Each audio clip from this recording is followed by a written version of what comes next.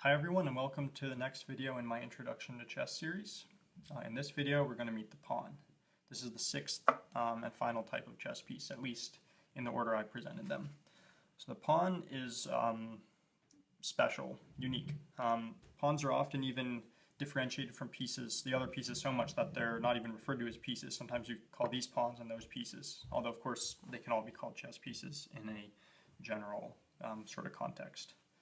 So the pawn is the weakest of the chessmen, but it also has the most potential, and it's the only piece with potential to be anything other than it is. The other five types of pieces are static. They begin and end the game with the same powers, but a pawn has the potential to turn into a much more powerful piece. And we'll talk about that in a second. First, how do the pawns move?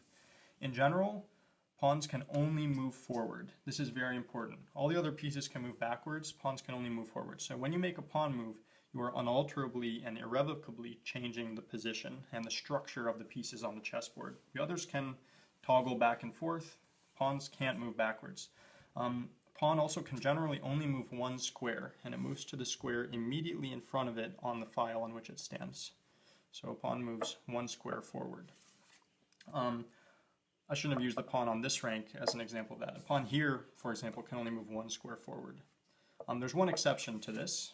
Pawns that start, pawns on their first move of the game from their starting position on the second rank, or your second rank. If you're the black player, this is the 7th rank, but it's your second rank.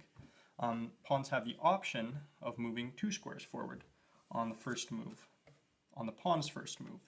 Not just the first move of the game, but on the first move made by that pawn. Even if it's the 100th move of the game, this pawn could move two squares forward. It also could just move one square forward. It doesn't have to move two, but it has the option, a little jetpack, to move two squares forward. So any of these three pawns could move two squares forward or one square forward. 2, 1, 2, 1. Any of these three pawns could move, has two possible moves in this position. Next, pawns are the only piece that captures differently from how it moves. The other pieces all move and capture in the same manner, but pawns do not. Pawns capture diagonally one square in front of them. So this pawn could capture any enemy piece, a white piece that rests on these two squares. So this pawn could capture a pawn, or a bishop, or a rook, or a knight, or a queen that stands on these two squares. Pawn can't capture a piece that stands in front of it. It can only move to an unoccupied square in front of it. But a pawn can capture a piece that's diagonally in front of it. Of course, the other side of that is true. The pawn can't move diagonally forward to an empty square. It can only capture forward. Okay. Also, pawns are very easy to blockade. This is another one of their weaknesses. Either an ally or an enemy soldier that stands in front of the pawn keeps it from moving at all, moving forward at all. Doesn't matter what color the piece is, if it's friend or foe, pawn can't move forward. It's blockaded. It's hitting a red light. Now, okay, a blockaded pawn could, of course, still capture and thus have a legal move, but a pawn that's blockaded can't move forward. So a pawn here, for example, let's give an example of a pawn using all of its powers. This pawn could move two squares forward, then one square forward, then it could capture, then it can move one square forward, and then, and this is the most important power that pawns have that I alluded to earlier, pawns can promote. The pawn that reaches the last rank of the board grows up into a new piece. It doesn't stay a pawn, it must turn into another piece, such as a queen. You almost always choose a queen. She's the most powerful piece. And promoting to anything other than a queen, a weaker piece, a bishop, rook, or knight, is called under promotion.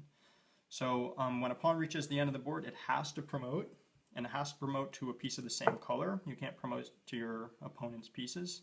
And it can't just sit there. It has to become a new piece, and you can't promote to a king. You have to promote to a queen, rook, bishop, or knight.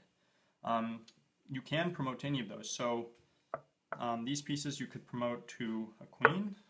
This pawn could become a rook. This one a knight, and this one a bishop. There's also no restriction on the number of pieces of a certain type that you could have on the board at any given time. So say you even already have two rooks in play, you could still, with these two pawns, you could get a third rook and a fourth rook. I've even seen a game where there were 5 rooks on the board, and that's possible. Maybe there have been even more at times. So that's the power of promotion. It's the most powerful property possessed by pawns. Pawns also have a special move called en passant.